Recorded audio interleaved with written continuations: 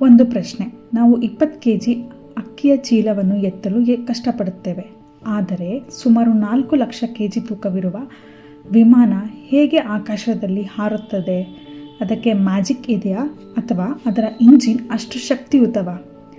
ಅಥವಾ ಗುರುತ್ವಾಕರ್ಷಣ ವಿಮಾನದ ಮೇಲೆ ಕೆಲಸ ಮಾಡೋದಿಲ್ವಾ?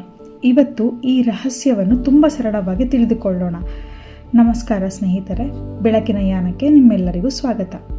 ಹಿಂದಿನ ವಿಡಿಯೋದಲ್ಲಿ ನಾವು ತಿಳಿದುಕೊಂಡಿದ್ದು ಭೂಮಿ ಎಲ್ಲವನ್ನು ತನ್ನ ಕಡೆಗೆ ಎಳೆಯುತ್ತದೆ, ಅದನ್ನು ಗುರುತ್ವಾಕರ್ಷಣ ಎಂದು ಕರೆಯುತ್ತೇವೆ. ಹಾಗಾದರೆ ವಿಮಾನವು ಭೂಮಿಯ ಮೇಲೆ ಇದೆ, ಆದರೂ ಮೇಲೂ ಕೂಡ ಗುರುತ್ವಾಕರ್ಷಣ ಕೆಲಸ ಮಾಡುತ್ತೆ. ಹಾಗಿದ್ದರೂ ಅದು ಹೇಗೆ ಹಾರುತ್ತೆ? ಬಹಳ ಜನ ಏನು ಅಂದ್ಕೊಳ್ತಾರೆ ಗೊತ್ತಾ? ವಿಮಾನದ ಇಂಜಿನ್ ಅದನ್ನು ಮೇಲಕ್ಕೆ ಎತ್ತುತ್ತದೆ. ಇಲ್ಲ, ಇಂಜಿನ್ನ ಮುಖ್ಯ ಕೆಲಸ ವಿಮಾನವನ್ನು ಮುಂದೆ ತಳ್ಳುವುದು, ಮೇಲಕ್ಕೆ ಎತ್ತುವುದಲ್ಲ. ಹಾಗಾದರೆ ಮೇಲಕ್ಕೆ ಎತ್ತೋದು ಯಾರು? ಉತ್ತರ, ವಿಮಾನದ ರೆಕ್ಕೆಗಳು.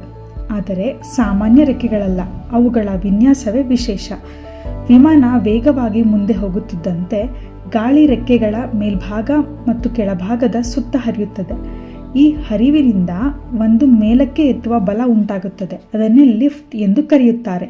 ಅಂದರೆ ಇಂಜಿನ್ ಮುಂದೆ ತಳ್ಳುತ್ತದೆ, ರೆಕ್ಕೆಗಳು ಮೇಲಕ್ಕೆ ಎತ್ತುತ್ತವೆ. ಒಂದು ಸರಳ ಉದಾಹರಣೆ. ಬೈಕ್ನಲ್ಲಿ ಹೋಗುವಾಗ ಕೈಯನ್ನು ಹೊರಗೆ ಇಟ್ಟು ಸ್ವಲ್ಪ ಒರೆಯಾಗಿ ಹಿಡಿದಿದ್ದೀರಾ? ಗಾಳಿ ನಿಮ್ಮ ಕೈಯನ್ನು ಮೇಲಕ್ಕೆ ತಳ್ಳುವ ಅನುಭವ ಆಗಿದೆಯಾ? ಅದೇ ತತ್ವವನ್ನು ವಿಮಾನದ ರೆಕ್ಕೆಗಳು ಬಳಸುತ್ತವೆ. ಆದರೆ ಅವು 1000 ಪಟ್ಟು ದೊಡ್ಡದಾಗಿವೆ ಮತ್ತು ವೈಜ್ಞಾನಿಕವಾಗಿ ವಿನ್ಯಾಸಗೊಳ್ಳಲಾಗಿದೆ. ಗುರುತ್ವಾಕರ್ಷಣ ಸುಮ್ಮನೆ ಕುಳಿತಿಲ್ಲ, ಅದು ಯಾವಾಗಲೂ ವಿಮಾನವನ್ನು ಕೆಳಕ್ಕೆ ಎಳೆಯುತ್ತದೆ. ಆದರೆ ರೆಕ್ಕೆಗಳಿಂದ ಉಂಟಾಗುವ ಲಿಫ್ಟ್ ಅದಕ್ಕಿಂತ ಹೆಚ್ಚು ಆದಾಗ ವಿಮಾನ ಗಾಳಿಯಲ್ಲಿ ಹಾರುತ್ತದೆ. ಇಲ್ಲಿ 2 ಶಕ್ತಿಗಳ ಸ್ಪರ್ಧೆ ನಡೆಯುತ್ತದೆ. ಗುರುತ್ವಾಕರ್ಷಣೆ ಕೆಳಕ್ಕೆ ಎಳೆಯುತ್ತದೆ, ಲಿಫ್ಟ್ ಮೇಲಕ್ಕೆ ಎತ್ತುತ್ತದೆ. ಲಿಫ್ಟ್ ಹೆಚ್ಚು ಆದಾಗ ವಿಮಾನ ಹಾರುತ್ತದೆ. ವಿಮಾನ ಮತ್ತೆ ಕೆಳಗಡೆ ಹೇಗೆ ಬರುತ್ತೆ? ಇದು ಕೂಡ ಕುತೂಹಲಕರ ಪ್ರಶ್ನೆ. ಪೈಲಟ್ ವೇಗವನ್ನು ಕಡಿಮೆ ಮಾಡುತ್ತಾರೆ ಮತ್ತು ರೆಕ್ಕೆಗಳ ಲಿಫ್ಟ್ ಕೂಡ ಕಡಿಮೆ ಆಗುತ್ತದೆ. ಆಗ ಗುರುತ್ವಾಕರ್ಷಣ ತನ್ನ ಕೆಲಸವನ್ನು ಮಾಡಿ ವಿಮಾನವನ್ನು ನಿಧಾನವಾಗಿ ನೆಲದ ಕಡೆಗೆ ತರುತ್ತದೆ.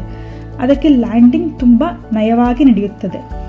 ಉಪಗ್ರಹದ ಮೇಲೂ ಕೂಡ ಗುರುತ್ವಾಕರ್ಷಣ ಕೆಲಸ ಮಾಡುತ್ತದೆ. ಇದನ್ನು ಅರ್ಥ ಮಾಡಿಕೊಳ್ಳಲು ಮೊದಲು ಉಪಗ್ರಹವನ್ನು ಬಾಹ್ಯಾಕಾಶಕ್ಕೆ ಹೇಗೆ ಕಳಿಸುತ್ತಾರೆ ಎಂಬುದನ್ನು ನೋಡೋಣ. ರಾಕೆಟ್ ಉಪಗ್ರಹವನ್ನು ಸಾವಿರಾರು ಕಿಲೋಮೀಟರ್ ಎತ್ತರಕ್ಕೆ ತೆಗೆದುಕೊಂಡು ಹೋಗುತ್ತದೆ. ಆದರೆ ರಾಕೆಟ್ನ ನಿಜವಾದ ಕೆಲಸ ಎತ್ತರಕ್ಕೆ ಕರೆದೊಯ್ಯುವುದು ಮಾತ್ರ ಅಲ್ಲ, ಅದು ಉಪಗ್ರಹಕ್ಕೆ ತುಂಬ ದೊಡ್ಡ ವೇಗ ನೀಡುತ್ತದೆ. ಸುಮಾರು 1 ಸೆಕೆಂಡ್ಗೆ 7.8 ಕಿಲೋಮೀಟರ್, ಅಂದರೆ ಕಣ್ಣು ಮಿಟುಕಿಸುವಷ್ಟರಲ್ಲಿ ಹಲವಾರು ಕಿಲೋಮೀಟರ್ ಮುಂದೆ ಹೋಗುವಷ್ಟು ವೇಗ. ನಂತರ ರಾಕೆಟ್ ತನ್ನ ಕೆಲಸ ಮುಗಿಸಿ ಬೇರ್ಪಡುತ್ತದೆ. ಇದಾದ ಮೇಲೆ ಉಪಗ್ರಹವನ್ನು ಮೇಲಕ್ಕೆ ತಳ್ಳುವ ಇಂಜಿನ್ ಇರುವುದಿಲ್ಲ. ಹಾಗಾದರೆ ಈಗ ಏನಾಗುತ್ತದೆ? ಈಗ 2 ವಿಷಯಗಳು ಮಾತ್ರ ನಡೆಯುತ್ತವೆ. ಮೊದಲನೆಯದು, ಭೂಮಿಯ ಗುರುತ್ವಾಕರ್ಷಣ ಉಪಗ್ರಹವನ್ನು ತನ್ನ ಕಡೆಗೆ ಎಳೆಯುತ್ತದೆ. ಎರಡನೆಯದು, ಉಪಗ್ರಹ ತನ್ನ ಅತಿ ವೇಗದಿಂದ ಮುಂದೆ ಸಾಗುತ್ತಿರುತ್ತದೆ. ಈ 2 ಶಕ್ತಿಗಳು ಸೇರಿ ಉಪಗ್ರಹವನ್ನು ಭೂಮಿಯ ಸುತ್ತ ಸುತ್ತುವಂತೆ ಮಾಡುತ್ತವೆ. ಒಂದು ಸರಳ ಉದಾಹರಣೆ. ಒಂದು ಉದ್ದವಾದ ಹಗ್ಗಕ್ಕೆ ಕಲ್ಲನ್ನು ಕಟ್ಟಿ ವೃತ್ತಾಕಾರವಾಗಿ ತಿರುಗಿಸಿದಿರಾ? ಕಲ್ಲು ಹೊರಗೆ ಹೋಗಲು ಪ್ರಯತ್ನಿಸುತ್ತದೆ, ಆದರೆ ಹಗ್ಗ ಅದನ್ನು ಒಳಗೆ ಎಳೆಯುತ್ತದೆ. ಆದ್ದರಿಂದ ಅದು ನಿಮ್ಮ ಸುತ್ತ ಸುತ್ತುತ್ತಿರುತ್ತದೆ. ಉಪಗ್ರಹದಲ್ಲೂ ಇದೇ ತತ್ವ. ಆದರೆ ಅಲ್ಲಿ ಹಗ್ಗ ಇಲ್ಲ, ಭೂಮಿಯ ಗುರುತ್ವಾಕರ್ಷಣವೇ ಆ ಹಗ್ಗದ ಕೆಲಸ ಮಾಡುತ್ತದೆ. ಉಪಗ್ರಹವು ಗುರುತ್ವಾಕರ್ಷಣದಿಂದ ತಪ್ಪಿಸಿಕೊಂಡಿಲ್ಲ, ಅದು ಭೂಮಿಯ ಕಡೆಗೆ ಎಳೆಯಲ್ಪಡುತ್ತಲೇ ಇರುತ್ತದೆ. ಆದರೆ ಅದರ ಮುಂದಿನ ವೇಗ ಎಷ್ಟು ಹೆಚ್ಚುವುದರಿಂದ ಅದು ಭೂಮಿಗೆ ಡಿಕ್ಕಿ ಹೊಡೆಯುವುದಿಲ್ಲ. ಬದಲಿಗೆ ಭೂಮಿಯ ಸುತ್ತ ಕಕ್ಷೆಯಲ್ಲಿ ನಿರಂತರವಾಗಿ ಸುತ್ತುತ್ತಿರುತ್ತದೆ. ಇದನ್ನೇ ಆರ್ಬಿಟ್, ಕಕ್ಷೆ ಎಂದು ಕರೆಯುತ್ತಾರೆ.